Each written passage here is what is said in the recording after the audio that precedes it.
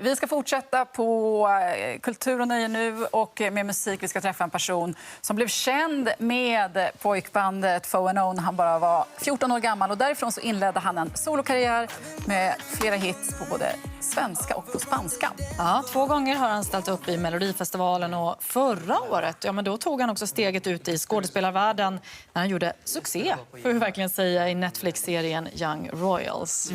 Omar Rudberg har kommit in i studion. God morgon. God morgon. Du, ditt debutalbum har ju kommit nu. Ja, alltså berätta, hur känns det? Det är liksom releasedag idag. Har du sovit någonting i natt?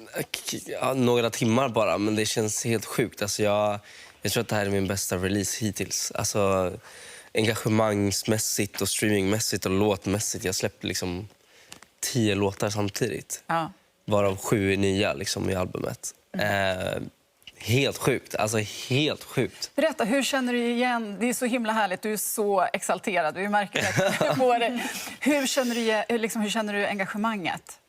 Alltså engagemanget är helt sjukt. Alltså det är folk från Brasilien, Latinamerika, Asien, alltså runt om i hela Europa som liksom lägger ut fanart på albumet, delar album höger och vänster och liksom det trendar på Twitter överallt just nu as we speak liksom i så här Brasilien överallt liksom, och mina låtar har kommit med i liksom feta spellistor och det är bara så sjukt vad som händer. Jag fattar ingenting. Nu är du mitt i det. Kan du processa det här under tiden? Kan du liksom göra någonting av alla de här känslorna? Jag försöker verkligen det, men det känns verkligen, jag känner det, att det verkligen händer någonting. Jag känner verkligen att det här är något nytt. Alltså det händer någonting nu liksom. Något nytt jämfört med hur det då, för jag tänker din tid i The Foe & Own. Det var ju en enorm uppmärksamhet. Jo, det var det. Känns det annorlunda nu då när det är din egen platta, din egen produkt? Ja, på något sätt känns det så här, men också nu är jag lite äldre liksom, nu känns det så personligt. Jag har varit med och skrivit varenda låt. Nästan varenda låt. Och liksom, det är väldigt personligt liksom, på ett helt annat sätt. Och ja, jag vet inte, det är så sjukt alltså. Jag är helt uppe i varv alltså. Alltså det är så roligt. Så härligt att du liksom nästan är tagen av detta. Men låt oss lyssna på hur det låter då. Ja. Mama, I should tell you all the little things a little more. Mama, I should tell you, even though I'm pretty sure you know that I wanna give you everything. Mama, I should tell you all the little things a little more. Mama, I should tell you.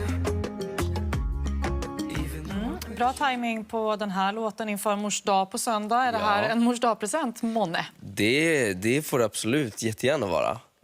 Jag skrev den här låten för faktiskt ett par år sedan. Och ja, helt enkelt för att jag älskar min mamma och jag vill liksom lyfta mammor. Så att det är verkligen en perfekt låt för det tycker jag. Så att jag tycker verkligen att alla borde spela upp den och sjunga med till den på söndag. När det ändå är Mors dag. Till specifikt din mamma då? Nej, men jag älskar min mamma och hon är en riktig kämpe och hon är min hjälte alltså. Men du, det är ju otroligt såklart att ni har den här relationen. På vilket sätt har hon liksom varit viktig under din karriär? För att du börjar ju så himla ung. Jätteviktig. Alltså, både mamma och min pappa Thomas har ju verkligen varit stöttande liksom, sen jag började. De har liksom kört runt mig höger och vänster, upp till Dalarna, ner till liksom, överallt i hela landet för att jag skulle liksom få sjunga och tävla i shoppingcentrum när jag var liksom 10 år. Så att de har ju funnits där hela resan. Så att jag är väldigt, väldigt tacksam för dem. Och vad skapar det för känsla alltså när man är artist? Och du är artist men du är också barn till dem. Alltså, har det gjort dig mer säker eller vad har det gjort med dig tror du? Att de har stöttat dig så mycket? Nej men alltså utan dem hade det inte riktigt gått liksom. Alltså de körde ju mig till Stockholm första gången när vi skulle ha möte med ett skivbolag. Och liksom när jag skulle bli signad på riktigt som artist då var det de som körde mig dit. De tog mötet liksom tillsammans med mig. Så att det hade ju aldrig gått utan dem. Liksom. Så jag är ju här tack vare dem. Och sen såklart tack vare teamet och skivbolaget och allting som jobbat stenhårt liksom, senaste. Det där var ju en låt ifrån skivan. Hur skulle du mer vilja beskriva musiken på det här nya albumet? Jag skulle säga att det finns en låt för alla i det här albumet. Albumet är verkligen väldigt mixat. Det är både spanska och engelska.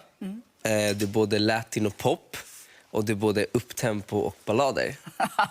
Du har verkligen du har målat brett. Ja, så att, det finns inget... Du kan inte säga någonting. Det är bara in och lyssna och liksom hitta din nya favoritlåt, skulle jag säga.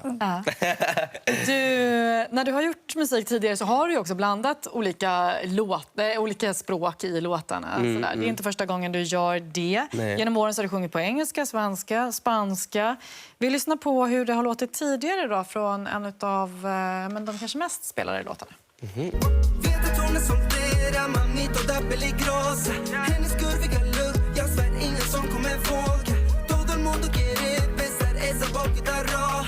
Hon vet att hon är special play. Alla bara uff, när hon går in. Venezolana Mariana, hon är fin. Alla bara uff, när hon går in. Hon langar hittar men säger ingenting. Alla bara uff.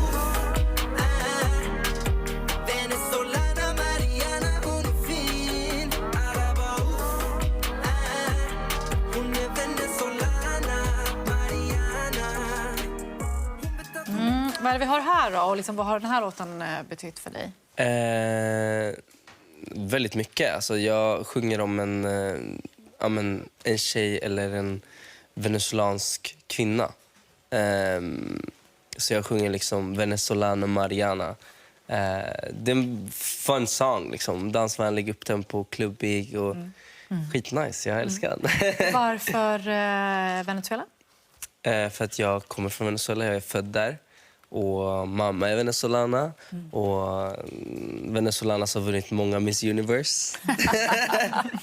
Men du, är det skillnaden? Du, som Malin var inne på, du har ju gjort låtar på flera olika språk.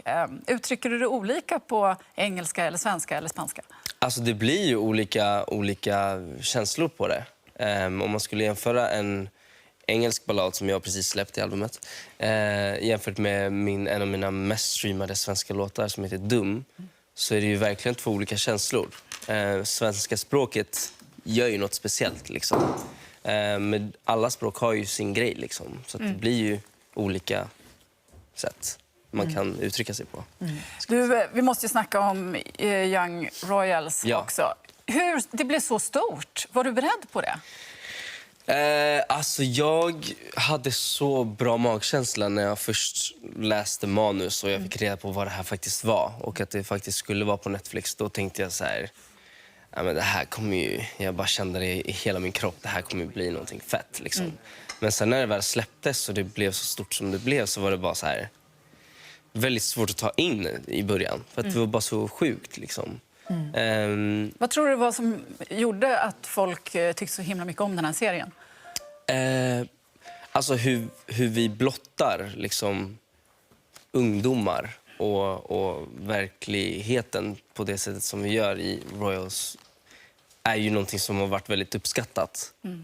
Sen också storylinen och att man lyfter hbtq och lite klasskillnad och liksom och sånt där. Det är liksom, jag tror att många kan relatera till det och att man visar hy och liksom vågar vara lite rough liksom och inte fina upp det allting hela tiden.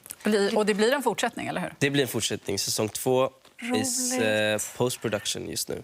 Alltså det ska bli så spännande att se den. Och följa din karriär, du är helt otrolig. Tack så mycket. Du gör så himla mycket saker. Tack. Och nu finns din debutplatta ute. Ja. Får du gå ut och kolla vad som har hänt med streamingen under tiden du har varit här? Ja, det ska jag definitivt Och göra. Rydberg, stort tack för att du kom Tack så mycket för att jag fick komma. Morgonstudion.